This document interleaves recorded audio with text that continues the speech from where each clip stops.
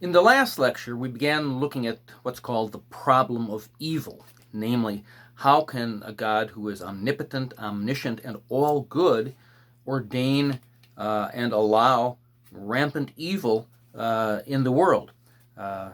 Atheists say generally that renders, that no God would do that, and that renders God's existence improbable. We introduce this by pointing out that that whole question really is baseless, in that God himself is the only adequate ground for saying that anything is objectively evil or good, right or wrong, moral or immoral, because otherwise it comes down to what this culture says or what you believe, but then another culture says it's perfectly okay, or you believe that, it's just a matter of personal preference. So one could never say that anything, whether child abuse or genocide, rape, murder, no one could say that that is wrong and immoral. So even raising the question, the atheist has to assume a Christian foundation, has to rely upon the Christian worldview. And I quoted from a couple of well-known atheists, Jean-Paul Sartre and ethicist Richard Taylor, who admitted that by throwing God out the window, you're throwing out any basis for right and wrong or any moral obligation. We also looked at the fact that these issues, or the question, basically is invalid, in that we talked about that even atheists admit that the so-called logical problem of evil does not hold water, that God's existence is compatible with the existence of evil, but they've turned, by emphasizing the amount of evil and the apparent gratuitous or pointlessness of evil, the severity of evil, and so on, saying that, well, that renders God, his existence, improbable. That's known as the inductive or evidential argument from evil. But we've said to make any kind of inductive argument or judgment as to the probability of something, you can only make a probability judgment based upon all the relevant available facts. The only fact that atheists use is the fact that evil exists. But they don't take into account the other things that show that God's existence not only is probable, but is absolutely true. Things like the implausibility of existence coming out of nothing, of life coming out of non-living matter, of thoughtful, sentient beings coming out of non-sentient matter. Things like the resurrection of Jesus Christ, fulfilled prophecy, evidence of miracles, and all these other things, because, as John Feinberg points out, that when you consider all this, some of this background data, which is necessary to make any inductive argument or probability judgment, may render God's existence so overwhelmingly probable that the existence of evil can't even touch it, and I think that is true. The atheist argument also is invalid because it basically comes down to, well, I would end evil, and I can't see that there's any good to this, and yet the difference between God has infinite knowledge. We don't know but a speck compared to him, and you look at, we can observe evil, but we can't observe the interrelationships or the evaluation, the why, God's relationship to this. And so, the difference between us and God in terms of what we can know, what we can see, is infinitely worse than a 1-month-old infant trying to understand his parents, because it's an infinite distance, and therefore there is no basis for saying, well, he probably doesn't exist because I can't see a good reason for it. I want to look at a few other things along those lines. One of the areas of evil that atheists bring up is so-called natural evils, earthquakes, floods, diseases, things like that. But ultimately, according to the Bible, the natural order went awry because of humanity's fall into sin. And so John Frame says, natural evil is a curse brought upon the world because of moral evil, Adam and Eve's disobedience, rebellion, and sin. Natural evil functions as a punishment to the wicked and as a means of discipline for those who are righteous by God's grace. And it reminds us of the cosmic dimensions of sin and redemption. And this also tells us that nothing now is as it was. When God created the world and created people, he said, everything is very good. Now the entire creation is fallen. It is not in the very good state, but it is corrupted and disordered, and that's why there is evil. And that came about from humanity. We're going to talk more later about the relationship of God and sin and evil. But Richard Swinburne also points out that there must be naturally occurring evils if people are to know how to prevent evil from occurring. And there need to be many such examples of this if we are to have knowledge. So, for example, if you're planning a city, you need to know, is this a place where earthquakes are likely to occur? You'll only know that if earthquakes have occurred in the past.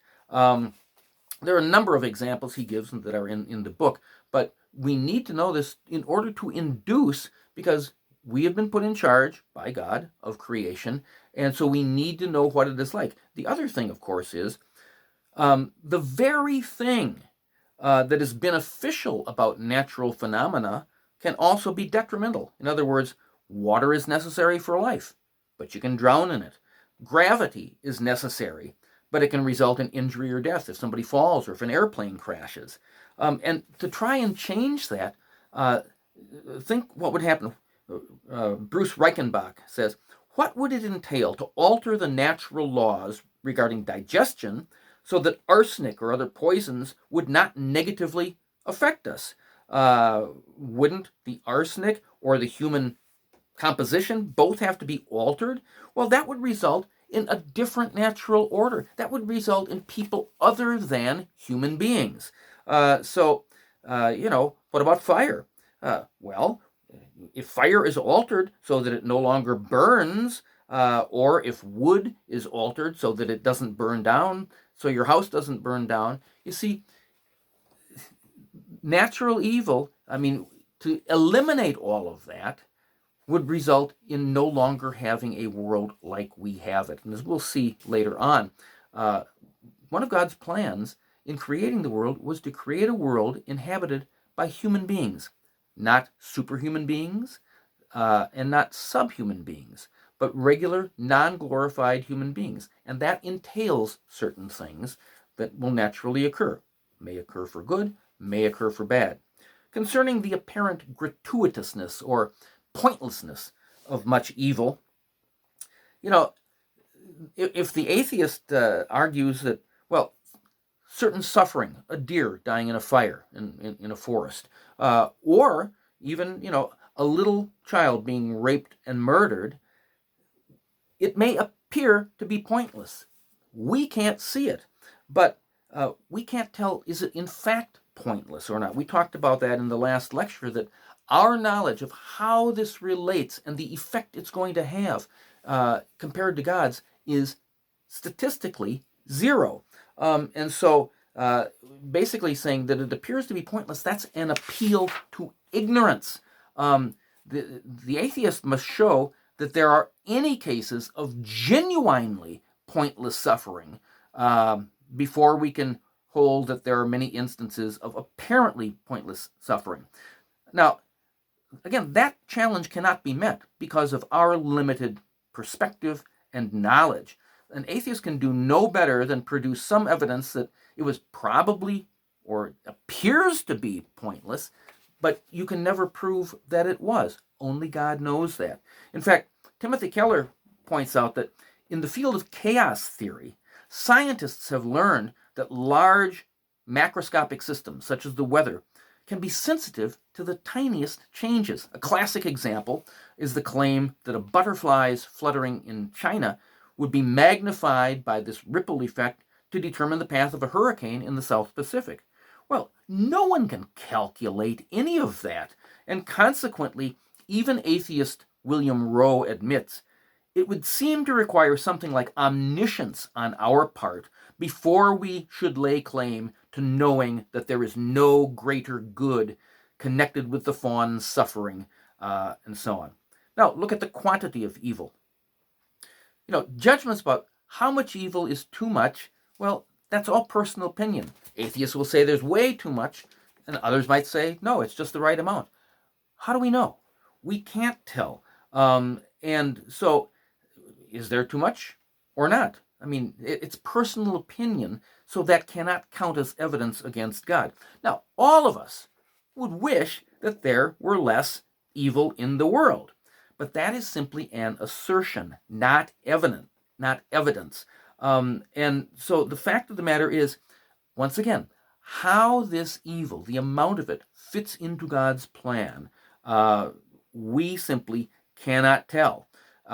And as I mentioned in the last lecture, we cannot assume that two similar evils, God is using them in the same way. Again, it's the issue of our ignorance versus God knows the end from the beginning. He sees how everything fits together. And as we will see, in the end, everyone is going to worship him and see the justice of his ways. Right now, we have to walk by faith, not by sight. And that includes our response to evil. Now, I should point out, God knows everything, and yet we are called to do what we can to remedy evil. He has given us the ability to see. We talked in the book of Habakkuk. When God causes evil and injustice to register with us, that's for a reason. We are called to do what we can to remedy things. And that, in part, might be one of the reasons why God allows this. Finally, in this regard, remember, God was not required to actualize any world at all. His own existence is the highest good. God does not need to show that our world is better than some other hypothetical world, but simply that ours is one of the good possible worlds that God could have created. And one writer points, let's ponder for a moment whether our moral structures can condemn the very being who makes it possible for us even to exist. You see, God didn't have to create anything. He gains nothing from it. His creation was an act of his grace. And so God's power does not obligate him to do every good thing that is possible. He only has to do whatever is good and have a morally sufficient reason for not removing evil, which, as we talked about in the last lecture, he clearly has. He's under no obligation, moral or otherwise, to tell us why he does something or doesn't do something. The Bible does indicate that one day God will create the new heaven and the new earth where there is no longer any pain, suffering, evil, death, or curse. So why didn't he start out that way? Wouldn't that be better? John Feinberg answers, better for what purpose? Presumably, God had many things he wanted to accomplish when he decided to create our world. And there's no way for us to know that this world or that some other world would have brought him more glory, would have been better than this particular world. Because, ultimately, we will see that everything, including the existence of sin and evil, is going to make the new world better than it would have been had it not existed. We can only accept that by faith now, but since God intended to create a world populated by non-glorified human beings and put them where they could function, and that to prevent evil would require vast changes in the world and in human beings, you know, God's plan of creating this kind of world with these kind of people would be thwarted if all evil was to be eliminated, or much evil was to be eliminated, because we wouldn't be the same kind of people we are now. And God cannot logically do two contradictory things. In other words, he can't create a rock too heavy for him to lift. He can't create a square circle. And therefore, if God's plan was to create this kind of a world with these kind of beings, if he could not do that and eliminate evil, he was not required then to do it. Because, why? God did not make a mistake in creating human beings. He obviously places great value on us. He created us in his own image. And therefore, human beings are good in and of themselves. God was not wrong to have these other goals, because they are not evil in and of themselves. And therefore, since he can't at the same time remove evil and accomplish his other goals for this world, he's not obligated to do both. John Hick concludes by saying that focusing on the amount of evil in the world, the critics, like David Hume, are confusing what heaven ought to be as an environment for perfected finite beings, rather than what this world ought to be, an environment for beings who are in the process of being perfected. Now, I want to start looking at, therefore, the relationship between God and the existence of sin and evil. The Bible depicts God as sovereign over everything, and as actively working in all aspects of the world and all aspects of life to bring about his plan. This is known as the doctrine of God's providence. He works in and through his creatures, in and through natural phenomena, to bring about his plan. Now, the Bible says he raises some up, he puts others down. He governs the animals, the weather, and that includes ruling over the actions of human beings, including sinful ones. Now, but God's sovereignty over events includes his sovereignty over sin and evil, but not in a way that makes him sinful or evil. Many people try to shield God from any involvement with sin or evil at all. They attribute it all either to Satan or to the individual. But the Bible presents a more nuanced and complex picture. On the one hand, moral evil is not something that God created when he created other things, because moral evil is not a substance at all. God created substances, including the world and the people in it. He intended that we would act and be able to make choices, and he allows us to do that. He has decreed the existence of sin in such a way that human beings freely, in other words, they're not coerced or forced against their wills or their natures, but we become the authors of our own sin. God did not program us like we were robots or control us like we are puppets. People are able to think their own thoughts and make real choices, and it is we who choose to sin. God respects our integrity as human beings, but God is also present and active. He acts through his people. The Bible indicates sometimes he puts thoughts in our minds and so on. He puts us in different circumstances. And as a result of this comprehensive sovereignty, while at the same time we retain our integrity as human beings, the Bible presents a dual explanation for events. God is sovereign, has ordained all events, and that, in one sense, is a full explanation for all events. Yet at the same time, that is compatible with and does not diminish our responsibility for the choices we make. In another sense, that is a full explanation for all events. This is what is known philosophically as compatibilism. God's sovereignty. He works in us and through us. He ordains everything, and yet we are responsible. We're able to choose, and yet we choose. We don't choose against our will. He doesn't force us. He didn't force Adam and Eve to do what they did. They chose, and yet he had ordained it. That's known as compatibilism. Now, in Appendix 2 in the book, I have multiple examples of this, basically almost 2 pages from Genesis down to Revelation that highlight this, where the very same act in one passage or part of a verse is attributed to God.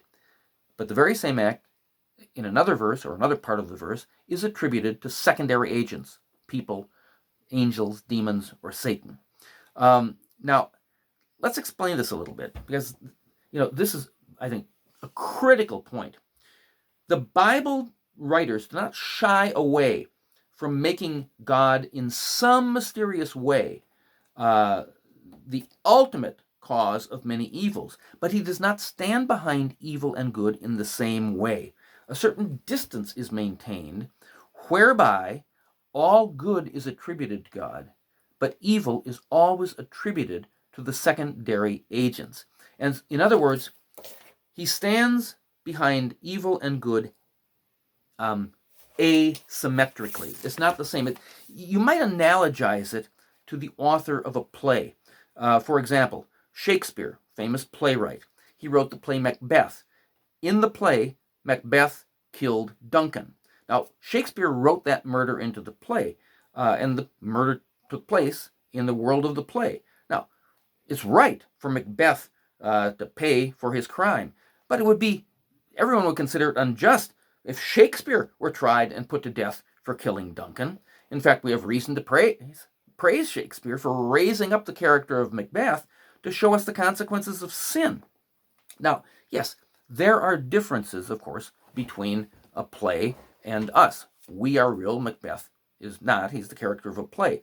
But what this is suggesting, there are different levels of reality between God and us. And God's prerogatives as the playwright, namely the creator, the sustainer, the lawgiver, the judge, and the savior, are far greater than ours. And this suggests a moral difference. God has ordained things. He's ordained the end from the beginning, and yet we are responsible for our choices. And as a result, Christian philosopher Keith Yandel states, what God can allow compatible with his goodness is not what we can allow compatible with ours, because God has shown us what is right, but to do justly and to love mercy and to walk humbly with your God. So when we see injustice, we are obligated by our moral sense to do something about it, and because it is wrong. Now, God is using everything, the good, the bad, and the ugly, sin as well as righteousness, to effect his plan. But that does not change our obligation to do what we can not to sin and to act justly and take care of evil and sin and oppression when we see it. So, as I say, evil and sin is always attributable to the secondary agents. Now, because James 1, verses 12 through 15, tell us how sin arises. It says in verses 13 through 15, let no one say when he is tempted, I'm being tempted by God. For God cannot be tempted by evil, and he himself does not tempt anyone. But each one is tempted when he is carried away and enticed by his own lust. Then, when lust is conceived, it gives birth to sin. And when sin is accomplished, it brings forth death. So we are tempted by something inside of us, by our own desires. Now, desires in and of themselves are not evil, but morally, evil comes from human desires. God may put us in circumstances where he knows we are tempted, even where he knows we are going to fall into sin. But that is to test us and to try us. He does not force us into sin. He puts us in a position where we can choose. And unfortunately, many times we do. And that's exactly how sin entered the world. Remember, God created a world without sin and evil. It was very good. God created human beings in the image of God. He put them in a perfect environment. He had fellowship with them, with Adam and Eve. And he even told Adam, there's one thing, don't eat from this one particular tree. Because he warned what will happen. If you do, you will die.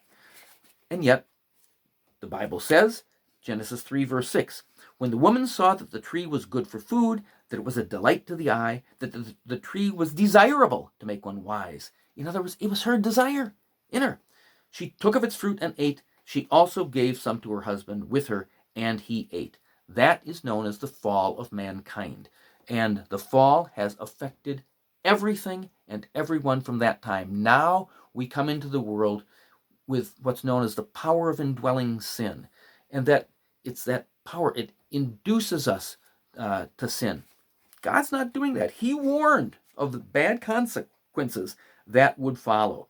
He did not force Adam and Eve to do that, but created them with the freedom to be able to make a choice. And he knew exactly what they were going to do. But again, from the beginning to end, that's why God, at the very beginning, planned how to come into the world in the person of Jesus Christ as the Savior of humanity. And in fact, the Bible indicates that people may have one motive for an act, that God has a different motive for the exact same act. For example, Joseph's brothers sold him into slavery. That was evil. That was sin. And yet at the end, when they got together in Genesis 50, verse 20, Joseph said, as for you, you meant evil against me, but God meant it for good, in order to bring about this present result, to preserve many people alive. So it's not that they sold him into slavery because they were evil, and then God said, oh, now what can I do to bring good out of this? No, he says, God meant it. He was there right at the beginning. And, look at the classic, situation, in Isaiah chapter 10, it talks about how God is using the Assyrians as the rod of his anger to punish Israel, but then he's going to punish them because they are just saying it's all about me, kind of like the Babylonians in Habakkuk. We saw the same thing. Look at the crucifixion itself. In Acts chapter 2, verses 23 and 24, it says this.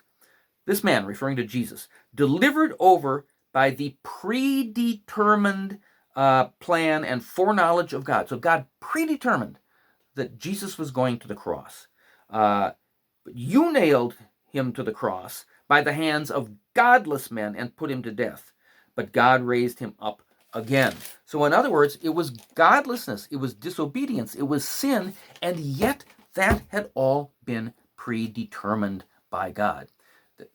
Pilate, the Romans, the Jewish leaders, the people, and so on, they made choices. God did not, and the betrayal by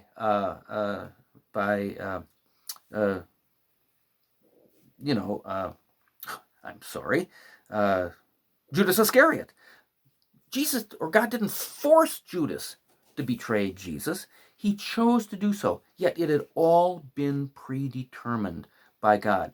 This is compatible, and again, it shows that compatibilism has to be true, because the crucifixion illustrates this. If the initiative had been entirely with the conspirators and God came along at the last minute, then the cross was not his plan. Yet it was his plan from the beginning. And on the other hand, if God was orchestrating events so that the humans involved were just puppets or robots, then it would be foolish to talk of sin or call them godless men. So these two things work together. This is a mystery that cannot be fully explained because God's relationship with us is unlike anything else. He is infinite. We are finite. There's nothing else like it in the universe. And therefore, we need to understand he is uniquely qualified to know when to ordain and permit evil and suffering and when not to. He alone can be good in allowing evil and suffering that a good human being who does not have his exhaustive knowledge would try to prevent. So we're going to look at more in the next lecture on God's relationship with sin and evil. We need to understand this better because it is of crucial importance for the so-called problem of evil.